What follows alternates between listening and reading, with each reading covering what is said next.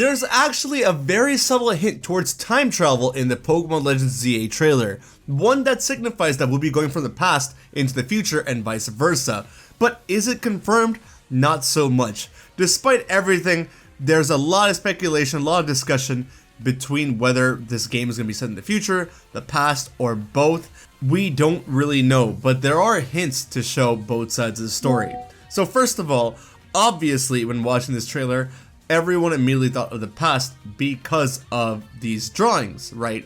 These sketches. It looked like old Valencian era stuff to me, but it's just vintage at the end of the day. It's just vintage drawings, you know, like old sketch work and all that. And you look at the buildings and you're like, okay, this is set in like an older time.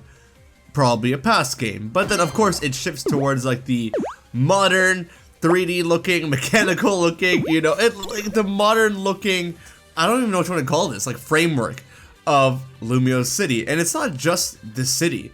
If you look at the people, everything about them looks modern, right? So to me, just looking at this, I can't imagine this being a game set totally in the past. Like for example, let's look at this trailer. Super early on, while Pikachu's like running through the crowd and everything, you can kind of get some shots of how the people look, and the clothes don't look too fancy or out of the ordinary. It looks pretty modern. And then you shift over to this woman sitting here. It's mainly the woman who are giving it away to me. Like she's just wearing like a purse or a handbag, and she's not wearing like any kind of dress or anything either. It looks like it could be like maybe office clothing, you know, like generally during those times, I imagine the clothing to be a lot more like fancy nowadays, you know, like almost like a skirt kind of thing, but it looks like she's wearing like a full-on like modern day attire. And then you go on, I can't tell if it's a man or a woman, but it looks like someone's fishing or throwing a Pokeball in the water or something. And that guy's wearing a backpack. I'm assuming it's a guy. That guy's wearing a backpack, like a school bag backpack. They didn't have those back then.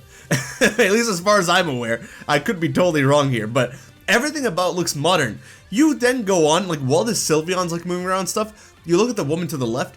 In my eyes, like it kind of looks like the Aegislash and the Sylveon during their fight, like there's two women.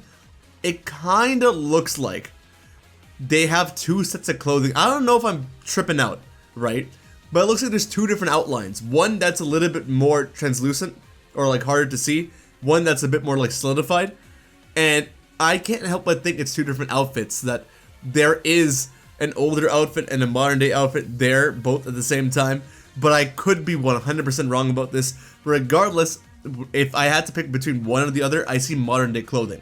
Now, it's later on in this trailer that we see this past-future dynamic go on, but I want to skip that for now and I'll come back to it.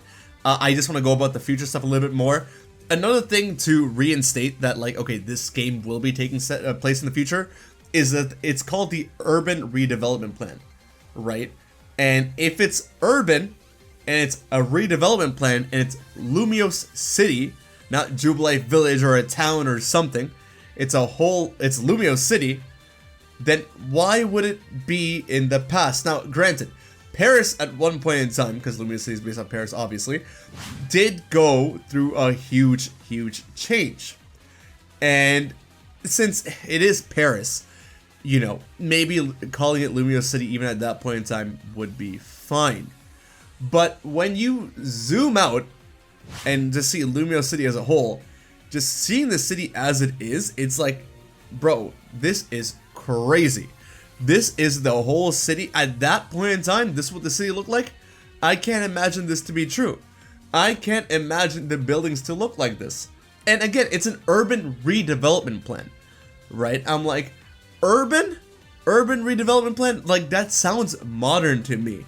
The only real thing that says that this game is in the past, or like the reason why we think it, is because it's a Legends title. And the only other Legends title that we have is Arceus, which is set back in the past.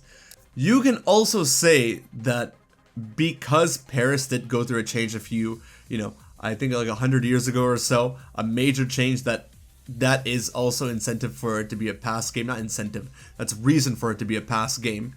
But we can't really say for sure. Who's to say that it can't be a future Legends title? There's still some kind of legend that goes on there, hopefully, maybe, who knows? Or if there is time travel between the future and the past, and what you do in each time affects how things go in, like, let's say what you do in the future affects how things go are in the present in the past, then there's reason for us to be in the future, but it'll also be a legend of the past, if that makes any sense. Any which way, the main thing that I want to talk about in this video is related to Talonflame and Fletchling. Yes, both Talonflame and Fletchling in this trailer, and I gotta give a shout out to both Lumiose Post and Soul Silver Art for pointing this out to me. The Hidden Power podcast going crazy with this. Anyways, so in this trailer, you see a Talonflame fly through, and it flies around and everything, right?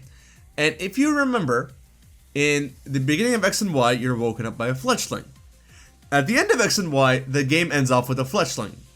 This trailer doesn't end off with a Talonflame. It ends off with a Fletchling. So why is there a Talonflame flying around, and then all of a sudden, it goes off screen and turns into a Fletchling? Or that it goes off screen and a Fletchling comes in, right? There's a few different possibilities. One thing is that this Talonflame and Fletchling are completely two separate different Pokemon. I don't think that's the case, because it feels like intentional that it's a Talonflame that flies off and a Fletchling that comes in.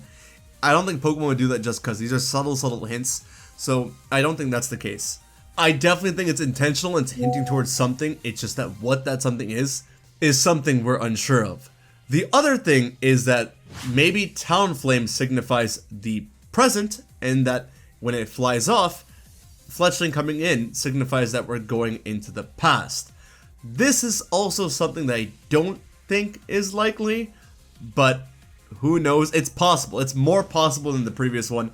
It could be. It's just that X and Y ended off with a Fletchling. So I assume this Talonflame is that Fletchling, which would mean that it's in the future, right? So if that's the case, the other thing that this could hint towards is Talonflame and Fletchling, signifying that we're gonna be going from the future into the past. You see a Pokemon almost de-evolve, signifying that we will be able to go back and forth in time. You know what I mean? Who knows? This is just something that's out there, but I do think it's an intentional hint. Pokemon will never drop something like this without any intention. This has to be something, and between these three options, 2 and 3 are more likely than 1 in my opinion, and it's between 2 and 3, but I'm going with 3. I just think it's a you know, I'm banking on the fact that we're going back and forth between times. And I'll give you 2 more reasons for this, right? This is a Gen 9 title. We're going to have our first 4-year cycle being Gen 9, and Gen 9, Scarlet and Violet have all been about the past and the future, right? It's all been about that. And though it's like the past in a different alternate universe and the future in a different alternate universe, this might be a past and future game within its, you know, within that singular universe. And I feel like just because Gen 9's themes have been related to time travel, it's going to be awkward to have either just the future or just the past. Just to have both, it's more cohesive, it makes a lot more sense. The Paradox Pokemon and everything, you know, they've all they've hinted towards Mega Evolution. Roaring Moon hints towards it, in its Dex entry hints towards Mega Salamence, and Iron Valiant is pretty much just Mega Gardevoir and Mega Gallade put together. So since time travel is such a huge subject or a huge topic of Gen 9 itself, I just feel like it's fitting. And the final point is, I guess, a point towards the future side of things, which will, I guess, solidify the past side of things. We'll see.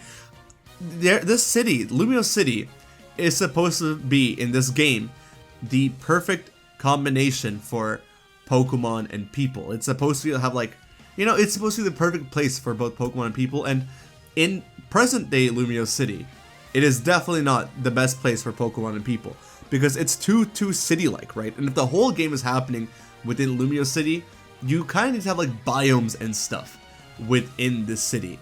Kind of like the Indigo Disc, right? Where it's full of people and full of, like, you know, our architecture and whatever you need, like everything you need to inhabit people, basically. But at the same time, there's biomes existing there for the Pokemon to thrive. And I kind of do think that the Indigo Disc was kind of like a beta for whatever Legends ZA is. Like, it was like the groundwork or the framework for whatever it's going to be. And I can't see a world in which, well, technically, past Lumiose City could be like the perfect rendition of a people and Pokemon city, right? Like the perfect way, like the perfect blend. But then if that's the case, then why did we develop into the city that we now in present day? It makes more sense that the city in present day sucks in terms of a Pokemon people balance, and they redevelop it into a future one. Or it makes sense if, I don't know, you go back into the past and set the framework to build it in the future. I don't know. I don't know. Maybe I'm speaking nonsense at this point. I have no idea. But I don't know, man. It's tough. I personally think no matter what, we're getting the future. Okay. If you had to ask me between the future and the past, I'm going to the future. I think for sure it's that. For sure, as in, like, I'm gunning on the future, but it might not be. But I would say I'm looking forward to going back and forth between the past and the future. I think that is the best bet, considering everything about Gen 9, considering the trailer, considering the fact that it'd just be cool, and this fact that we just have a city, dog. Like, if we just have a city as the only place we can explore, and granted, it's gonna be a huge, huge city, it would be cool if they surprise us with a past and future version of it. And, you know, people are already talking about going underground in the catacombs, and probably even up in the skies and everything. You know, there are different ways to do it, but if you had a past city and a future city, you have a lot more than just Lumiose City. You have a few different versions of it, which makes it huge. So let's see. I'm banking it out. Let's see how it goes. Thanks for watching. Let me know what you think. Is it the past? Is it the future? Let me know, and I'll see you on the next one. All right.